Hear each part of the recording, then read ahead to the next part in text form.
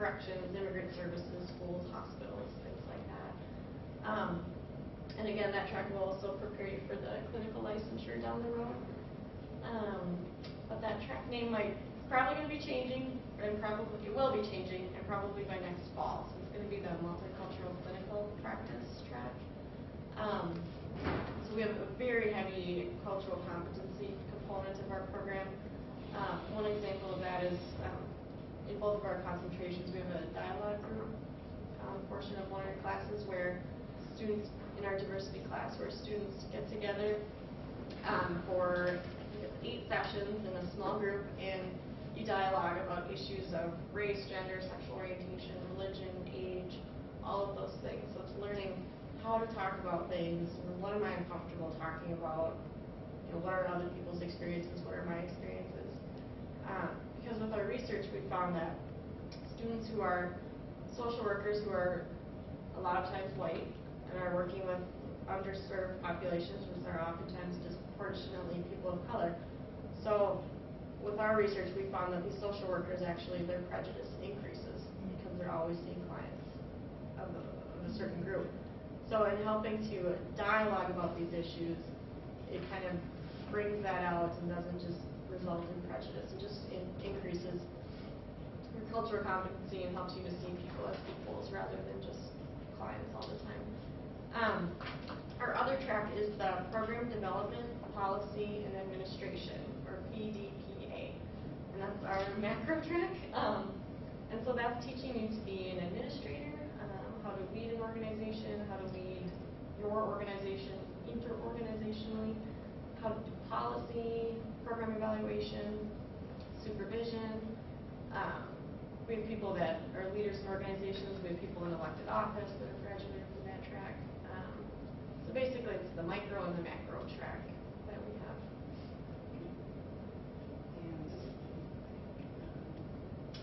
One thought, we've had a lot of talk about the internships, which has been good, and how all 3 of our programs collaborate, which really is exciting and very rare in the country, actually.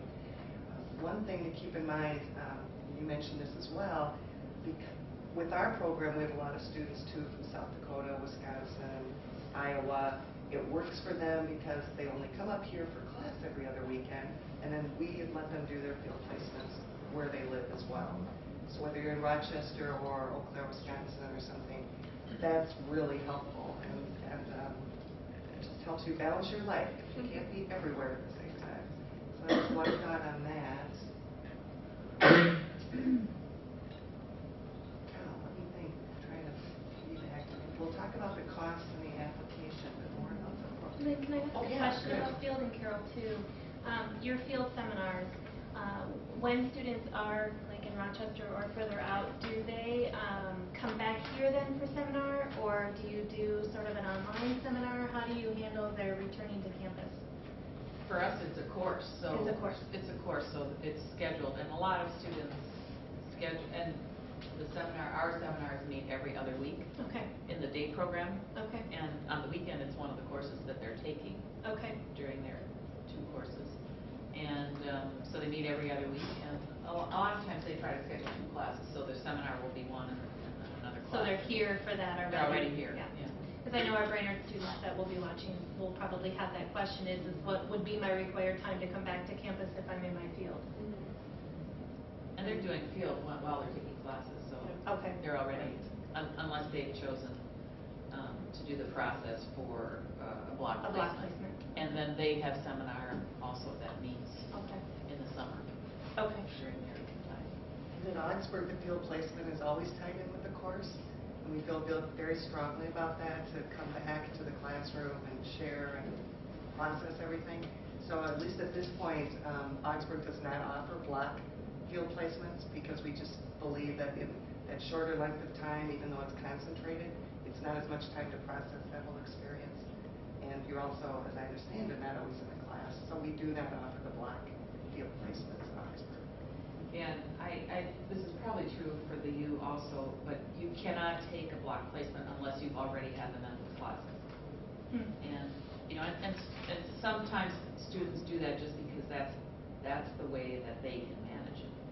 Yeah, I thought Kate said that block placement fell pretty much in the summer, right before you're done, right? Right. Yeah. Yes.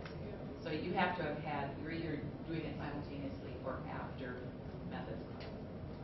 And I've had students who have said, who thought they were going to do that and then realized when they got to their methods class that it was going to be pretty hard to do methods without having the practical experience to bring into the methods class, and actually chose to formally change their program so that they could figure out a way to do both of them together. So I think, you know, we really believe that as well, and it's just one of those kind of things to try to accommodate various schedules and needs for students. It's not an automatic thing. You have to apply. There's a process to go through that. So, as well as doing a field placement in employment or any self-initiated placements. So those do exist as well, and there is a process to do that as well, because we want to monitor that and manage it in collaboration with the other processes that are going on for field. So back to the scheduling of Augsburg, we are just a cohort model, and so the classes are laid out for you. You have one elective only. The philosophy here is they just pick which classes they think you need at which time.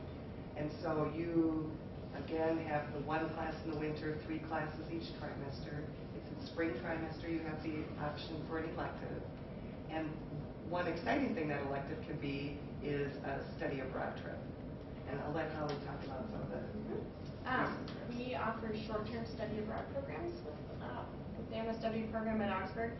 And one trip that cycles through every 3 years is a trip to Slovenia. And I went on that 2 summers ago, and it was a phenomenal trip. And it's such a small country, so you really get around and you see all kinds of agencies and different client populations. And it's really a great trip just to see a different type of social service system. This past summer, our students went to China and Hong Kong. We've gone to Mexico in the past, Namibia, Norway, I believe. And those trips usually occur in July, and they're usually about 10 to 14 days in length.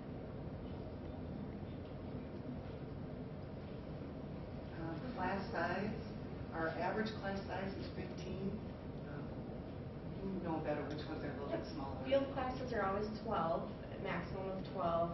Some of our more lecture-type courses, like History of Social Welfare Policy, which you wouldn't take actually for advanced standing, like Community Development for Social Change, those are about 20 students. So you wouldn't often see more than 20 students in the classroom. So it's similar with St. Kate's, and one of our professors, Laura Boyson, says you can't get lost. That's right. And you can't go to sleep either. Right. You can't hide. Homework. Yeah. But you don't want to get lost. They know how to find you. Yeah, that's right. You know, yeah. So that's a really, I think, important piece, that small class size. You know your professors, they know your practice, you get to know each other. And I mean, it's a process of self-reflection. As you guys know, you're already doing your BSW. It's helpful to just know and trust the people you're going through the program with. And we've heard repeatedly, 8 years, 10 years later, you agree? I see some. That's where you started with us. Okay, you know exactly. It's like, yeah, that's really important. And we keep hearing from different professors, like, I just got a phone call. Students from 8 years ago, like, they still meet every year for wine or coffee, and they said, Barbara, come on over. You know, so that's a big piece. It's that friendship piece. It's also your networking piece when you're out there. So the small size, I think, is really important.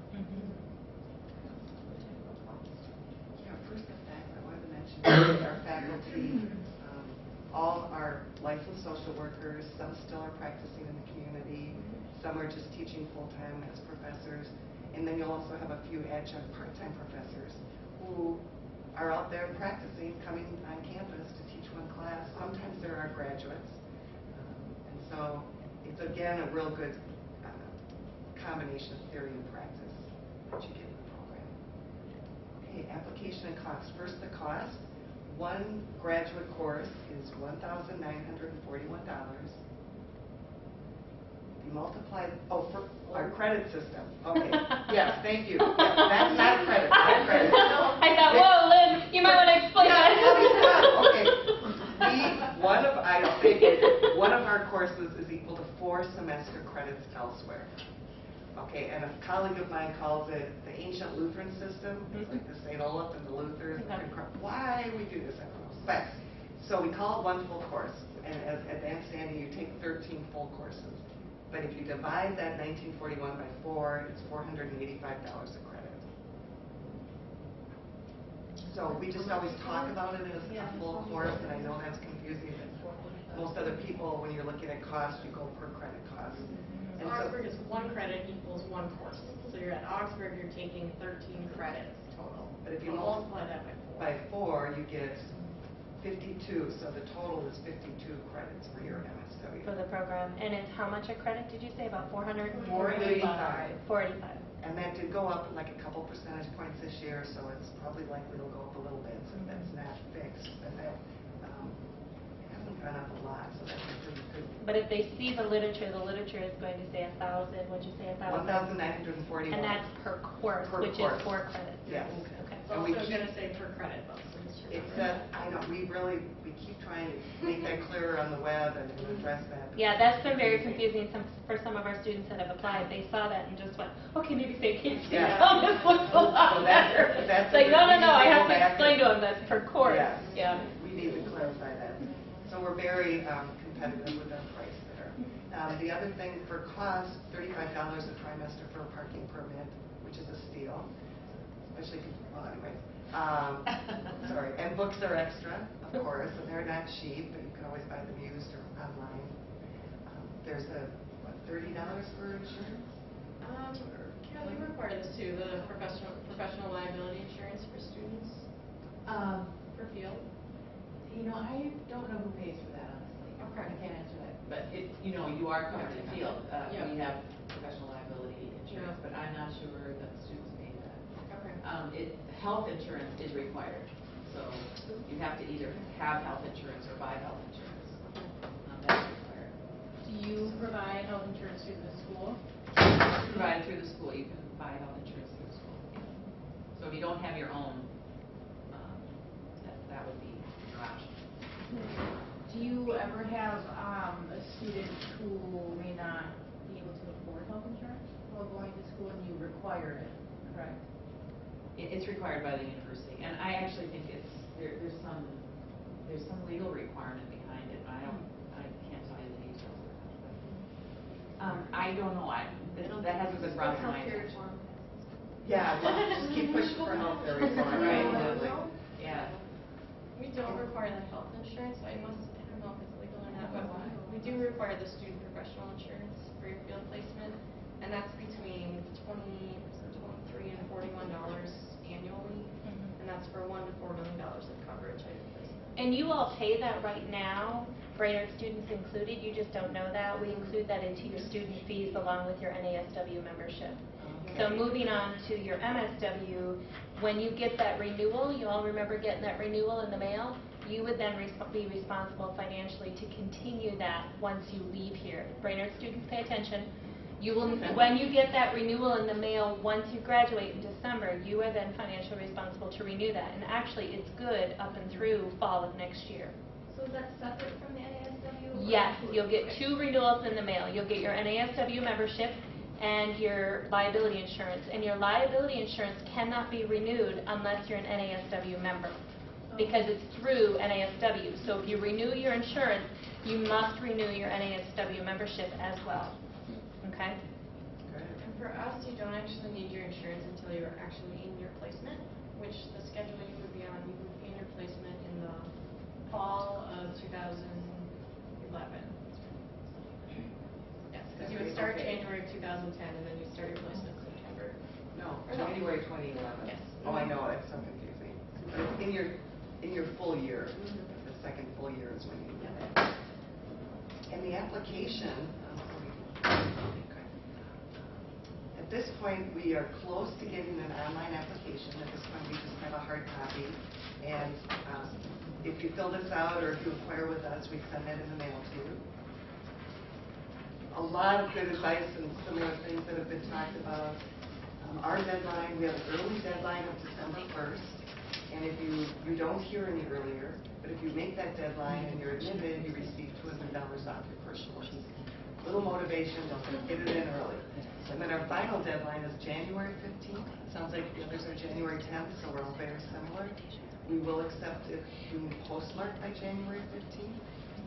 And please do what you can to do it early. And, I think, is it Anita? Yes. Yes. Oh, good. Anita would probably agree. Here it is, January 14th or 15th, and you get the phone call. Third letter, my professor's in Europe, sobbing, it breaks her heart. But we have to draw the line, just to be fair to everyone. So the things that are out of your control, somewhat like those letters, ask them now and encourage them to get it in by December 1st if possible. So the pieces of our application is the actual application. You'll put down your MSW coursework, colleges attended, and everything. If you're below a 3.0, we do ask that you write a low GPA explanation, similar to what others were mentioning. Again, we realize life happens. I mean, sometimes you partied, and sometimes it was, you were raising a family, and serious things happen. So you can't always maintain up a 3.0. So just explain that and why we should believe in you now, what you've done differently, or that. The letters of recommendation, we also ask for 3. So I have to go teach. Yeah. We also have a form, so you do need to send they need to send a form and a letter. And one word of advice. Last year we had a couple that were, Dear St. Kate's, we want to go. No! And I think I was able to just pull it out, call the student and say, I think you mailed this to the wrong place, whoever that poor person was. Just double check, because a lot of people will apply to all 3 programs. Yeah. And we encourage you to research all and probably apply to all. And then you have the wealth of, I'm accepted at 2, so this is what I want. So just be really careful about that. I know. Wouldn't that, I'd be devastated if I were to. I know. And you don't always know if you've done it. Make sure you know who you write your check out to. Exactly. And speaking of that, we have a good segue. We have a $35 application fee. We waive that when you come to an information session. Should we count this? Yeah. We'll count this as an information session. We do go online. I don't think it's in this folder, but we do have a few more information sessions coming up this fall. And we highly recommend that because the director's there, 2 or 3 faculty members are there. We'll be there again. You get a really good feel hearing about the different courses. And not only that, but they get to know you. And anytime you can put a face to an application, much better than just sending in an application. Exactly. Take a little time, introduce yourself to the director, Lois. What am I doing? The social service experience. We don't require that you have a year of experience out of college. I mean, we do like to see social service experience, be it paid or volunteer. But brainstorm. I mean, maybe one student that came to our program is in recovery, and she would go to visit women in prison to talk about recovery from addiction. I mean, that counts big time. Maybe you've taught Sunday school, or do you have any other thoughts? There's lots of different things you can do. I was a server in college and a lot of social service experience. But yeah, I mean, just think broadly about what you've done and what your experiences have been at those places and really kind of talk up your background.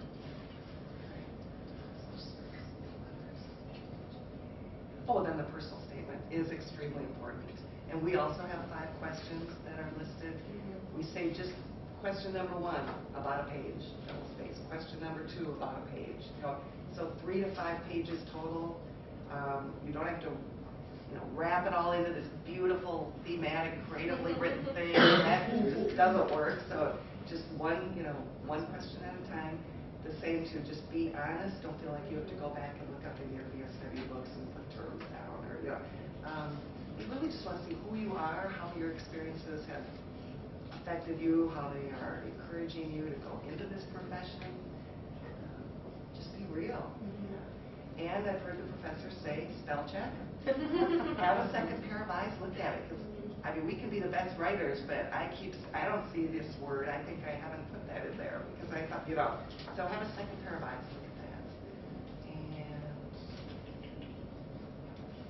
what else? Okay. So the process, January 15th, and up until that point, Holly and I have been reviewing all the files to be sure everything's in. Do all of you graduate December? Yes. Okay. If you apply before December, we would ask that you send us, so that you can meet that early deadline, send us a transcript now that does not list your bachelor's yet. And just if you are admitted, we'll just need that transcript again later. So you don't have to hold up your application process because the bachelor's isn't listed. Oh, transcripts, I should also say too. We do, I think every college does, require transcripts from every college attended, even if you transferred like 2 classes here. It's just a registrar's rule. So one community college class that you took up in Alaska, sorry, we need it. So a lot of people have 4 or 5 transcripts that you order. That's normal, actually. Yeah. Especially going into your master's. Yeah. You start out community college, then your bachelor's. Exactly. And back to the question too of are you all advanced standing? Absolutely. The placement hours don't make a difference. You do need the grade requirements for the different. A fee or a higher for your social work courses that we look at. And so we had a case recently, maybe there's been more, a BSW student, 1 class you got a C. You're still advanced standing, and we'll just need to retake that, and you can take it at Augsburg. So there aren't any surprises. You're going through a good program here, and there's nothing that will keep you from being admitted to a master's program. At least with those questions. I have a question, just with like, you say we have to send all of our transcripts, so let's say it's not our bachelor's program where we did really crappy, it's another like community college where we're just like, I'm doing this because my parents want me to, Right. type of thing. Do you still have to explain why those grades were bad, or just why you're... I would explain your whole pattern, because we look at the cumulative GPA and all We of get the to do colleges that. as well. Yeah. What What do I do? What is that, quarter credits? What Yeah. else? So if you had 60 classes and your GPA of this institution was a 2.0, but in the last year you had 10 classes at a 4.0, that 2.0 is really going to drag it down. So Explain that, even if it was in photography, Right. still explain it. yeah. Yeah. And if you're on the fence saying, oh, I don't know if my cumulative will be 3.5 or 2.5, just explain it, just cover your bases. And do they explain that then in their personal statement? It's just a separate, Or a separate statement? Yeah. A separate Yeah, statement? and we don't need a huge thing, just a couple paragraphs describing what went on. And it is often, I didn't like what I was studying, what my parents wanted me to study, or whatever, and now I'm doing social work, and I'm getting A's. I'm excelling, I'm flying, I love this, and it just might be a simple that explanation. And sometimes, you might even want to meet with the program director, Carol, that was here on faculty. They just need to put a face to the name, get to know you, and say, this person is wonderful, they will do extremely well in the program. Yeah, they made a mistake in the past, we'll forgive the low GPA. But they just want to know and have a story of why this was. And I feel like I'm going to echo everything you say. But again, the same thing with us with the application. Yes, we have the January 10th deadline. But if you don't have your final transcript, we will take what you have. And then once you go through the graduation, then you can say it's complete and final transcript. But again, if you're interested, I'll encourage you to start your application as soon as possible. We also consider this an information session, and the $35 application fee will be waived. I would only know that if you put your information here. Right. Yeah, so sign up on those sheets that Right, they sign passed up. around so they have documentation you were here. So this is, I'm not trying to bug down on grades, but like, this might be more of a question for Jennifer. Let's say, because we get grades, I don't know, our program's weird. But like say in communities, we got an A one semester and then we got, or one section and then we got a C the other, but then would you? So we're by terms rather than semesters. So we split up our social work courses for a good chunk of them by terms. So they might take the first half of groups and get a grade, and then take the second half of groups and get a grade. The way we look at it is it's individual courses. So, and I'm assuming you would look at that very similar. So if you're getting an A one term and a C the next term, you're going to want to know what happened in that second term, correct? Yes. Why that dropped so significantly. Yeah. So still explain that. It's kind of on a case-by-case basis how we look at those two. So. I'm also, regarding the cost, everyone would hopefully apply for Stafford loan funds. Every graduate student qualifies for $20,500 a year in Stafford loans. You don't need that much, but at least it would cover the courses, and it doesn't relate to your income or anything. That's just the Stafford loan thing. At Augsburg, we also offer an AmeriCorps discount. If you've served in AmeriCorps, we also offer a military discount. And so let us know if that applies to you. You can talk about scholarships. And this is what Kate mentioned with the University of Minnesota too. If you're interested in working with older adults, we have a Hartford Partnership Program for Aging Education Scholarship, HIPPY Scholarship, and that's a $3,500 award. And then we have some department scholarships too. Once you're in the program, that would be the most is probably about $1,000. So there's not as many scholarships for graduate school as there are for undergrads, but there certainly are some. So just do your own general searching to see what kind of strange category you can fit yourself in and what you can find. Holly, do you guys offer any research or teaching assistant positions at We Augsburg? have one, but it's in our department. Okay. So our social work students can have that. Okay. We're actually managing our field placement, so there's a conflict of interest. And Okay. we're managing all of your staffing field placement. But otherwise we don't. We do have the research assistant program. That's the cool thing about two institutions. You get all the facilities at St. Thomas and then also at St. Catherine's. So the scholarship research assistant program that's offered at one school is also offered at the other. And so you kind of have a lot to choose from. I guess you guys were talking about like small class sizes and emphasizing that. So how many people do you usually take a year into your programs? Well, last year, this was just based on the report that I saw. We had a little over 300 applicants, and we took about 180. So it's very competitive. And again, it also depends on the number of applications and the space. Dean will tell you, we love all of our students, we want to accept all of them, but we just don't have room for all of us, the students to apply. So that's why I always say, make your case really strong. Just let it stand out. And it is at Augsburg competitive too because we have that small class size. So this year, how many total? Yeah, we have about just over 150 applicants, and we accept probably about 50 to 60 people, so about the same ratio as the other institutions. So it's competitive but not impossible. We got about a couple minutes, so What happens to the rest of the applications? reapply. And that's a good reason to apply to all of the institutions, to just kind of cover your bases and see where you can get in. Did you have a question earlier? No, I'm good now. You're good now? Okay. I have a question. So I'm applying, I've got all my paperwork in, but one of my references just will not get on the ball. And I've already put that person's name on my application. What do I do? We encourage you to find another. Is it okay to find another, even Yes. though I already put them on my... Yes, that's Okay, how fine. about Definitely okay. Yeah, it's okay. It's interesting. I just got an email from a student that's applying, and he said she took off and went to Europe. Yeah. It's like, okay, that's all right. Just find someone else. Right, Okay. right. Yeah. And occasionally we get a fourth recommendation, and that's okay too. If you really have 4 people and you don't want to narrow it down, go for it. And we don't ask for a resume. It sounds like the other 2 programs do. You're more than welcome to include a resume. It's recommended, but it's not required. Any other questions? Good All right. questions.